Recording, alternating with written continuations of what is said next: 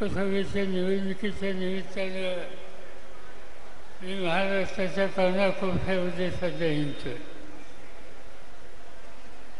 जे मोदी सरकार शेतकऱ्यांच्या विरोधी आहे. नव्या पिढीची बेकारी कमी करण्यासाठी ठोस पावले टाकत नाही. समाजातले स्त्रिया असोत, अल्पसंख्याक असोत, दलित असोत, या उपेक्षित घटकाच्याकडे लक्ष देण्याची जबाबदारी पाळत नाही. त्या मोदी सरकार आणि मोदींचा पक्ष हे महाराष्ट्राच्या समाजकारणातनं बाजूला कसा करता येईल यासाठी हे माझे दौरे आहे. मी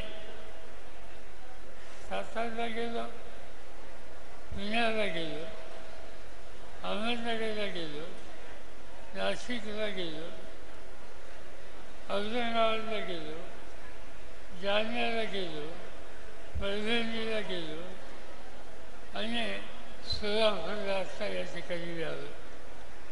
या सगळ्या जिल्ह्यामध्ये लोकांची मनस्थिती दिसते आणि ती मनस्थिती भाजपच्या हातातून सत्ता घ्यायची. शेतकऱ्याला न्याय मिळायचा असेल तर मोदी सरकार त्यांच्या हातातली सत्ता काढून घ्यायची आणि ती सत्ता काढून घेऊन शेतकऱ्यांचं तरुणांचं नेतृत्व करण्याची ताकद ज्यांच्यात आहे ते प्रत्येक जिल्ह्यामध्ये उद्या करून त्यांना शक्ती द्यायची.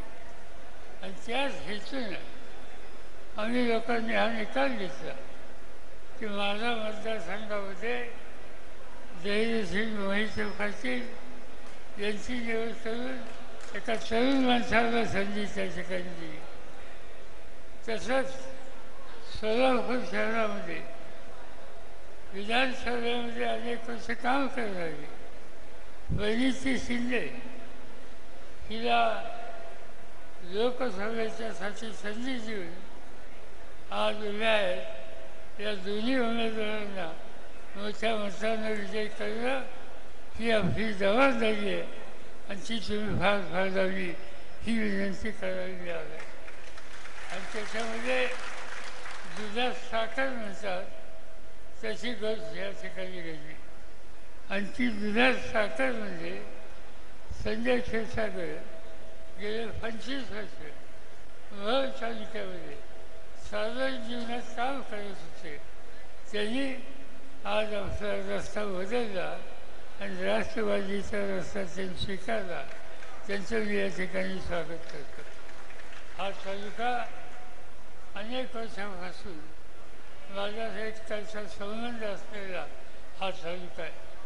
तुमच्यापैकी अनेकांना माहीत असेल 1971 ते 77 या काळामध्ये सोलापूर जिल्ह्याचा पालकमंत्री म्हणून माझ्यावर जबाबदारी होती. आणि त्या काळामध्ये मी अनेकदा बघितलं या मोहळमध्ये संभाजीराव गरड असतील, त्यांचे बाकीचे सहकारी असतील, या सगळ्यांनी आम्हाला लोकांना साथ दिलेली असते. आणि आज पुन्हा एकदा इथं पक्षाची बांधणी करायची आहे, लोकांचे प्रश्न सोडवायचे आहेत आणि ते करायचे असेल